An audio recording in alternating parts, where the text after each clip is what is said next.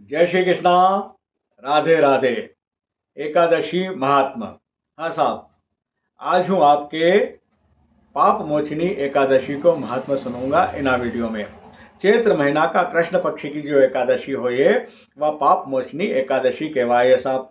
पाप मोचनी एकादशी को महात्मा हूँ 11 की पोथी जो है पोथी में जैसे लिखियो असो को असो आपके सुनूंगा, ध्यान पूर्वक सुनजो।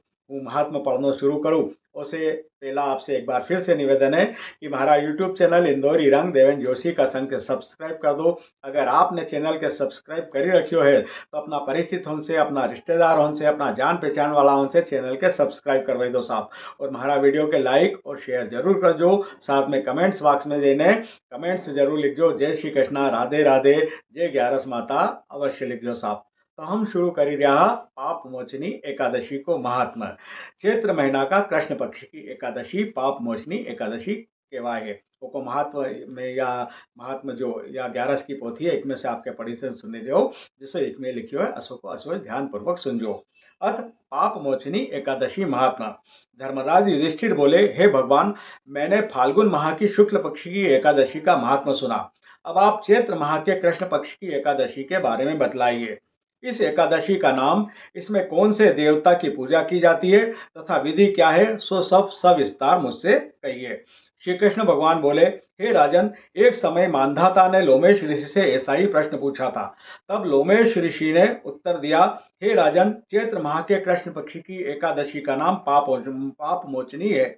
इसके व्रत के प्रभाव से मनुष्यों के अनेक पाप नष्ट हो जाते हैं। इसकी कथा इस प्रकार है। प्राचीन समय में एक चैत्ररथ वन में अप्सराएं वास करती थी। वहां हर समय बसंत रहता था। उस वन में एक मेधावी नामक मुनि तपस्या करते थे। वे महान शिव भक्त थे। एक दिन मंजू घोषा नामक एक अप्सरा उनको मोहित करने के लिए सितार बजाकर मधुर मधुर गाने गाने लगी। उस समय शिव के शत्रु अनंग कामदेव भी शिव भक्त मेधावी मुनि को जीतने के लिए तैयार हुए। कामदेव ने उस सुंदर इस अप्सरा के भ्रू को धनुष बनाया, कटाक्ष को उसकी प्रत्यंचा डोरी बनाई, उसके नेत्रों को उसने संकेत बनाया और कूंचों को कूरी बनाया। उस मंजू घोषा अप्सरा को सेनापति बनाया। इस तरह कामदेव अपने शत्रु भक्त को जीतने को तैयार हुआ। इस समय मेधावी मुनि भी युवा तथा हष्टपुष्ट थे। उन्होंने यज्ञोपवीत तथा दंड धारण कर रखा था। उस मुनि को देखकर मंजू घोषा ने धीरे धीरे मधुर वाणी से वीणा पर गाना शुरू किया। मेधावी मुनि भी मंजू घोषा के मधुर गान तथा उसके सौंदर्य पर मोहित हो गए। वह अप्सरा उस मुनि को कामदेव से पीड़ित जानकर आलिंगन करने लगी। वह मुनि उसके सौंदर्य पर मोहित होकर शिव रस को भूल गए और काम के वशीभूत होने के कारण उन्हें दिन रात्रि का कुछ भी ध्यान नहीं रहा। एक दिन मंजू घोषा उस मुनि से बोली, हे मुनि, अब मुझे बहुत समय हो गया है, स्वर्ग जाने की आज्ञा दीजिए। उस अप्सरा के ऐसे वचनों को सुनकर मुनि बोले, हे सुंदरी, तू तो आज इस संध्या ही को आई है, अभी प्रातः काल तक ठहरो। मुनि के वचनों को सुनकर वह उनके साथ रमण करने लगी। बहुत समय बिता दिया। फिर उसने मुनि से कहा, हे मुनिदेव, बहुत समय हो चुका है। हे मुनिदेव, अब आप मुझे स्वर्ग को जाने की आज्ञा दीजिए। मुनि बोले, अरे, अभी तो कुछ भी समय नहीं हुआ है, अभी कुछ देर और ठहर। इस पर वह अप्सरा बोली, हे मुनि, आपकी रात्रि तो बहुत लंबी है।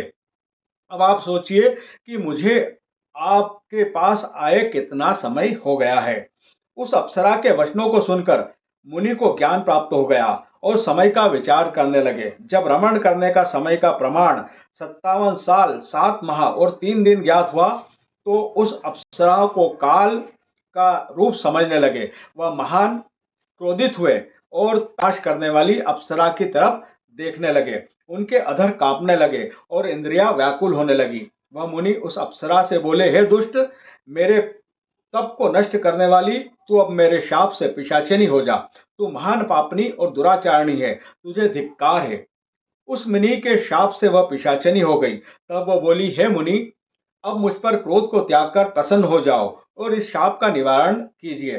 तब मुनि को कुछ शांति मिली और पिशाचिनी से बोले, अरे दुष्ट, मैं शाप से छूटने का उपाय बतलाता हूँ, तू चैत्र माह के कृष्ण पक्ष की जो एकादशी है उसका नाम पाप मोचनी है। उस एकादशी का व्रत करने से तेरी पिशाचिनी की देह छूट जाएगी। इस प्रकार मुनि ने उसको समस्त विधि आदि बतला दी और अपने पिता च्यवन ऋषि के पास गए। च्यवन ऋषि अपने पुत्र को देखकर बोले, रे पुत्र, तूने यह क्या किया? तेरे समस्त तप नष्ट हो गए हैं। मेधावी बोले, हे पिताजी, मैंने बहुत बड़ा पाप किया है, आप उससे छूटने का कोई उपाय बतलाइए।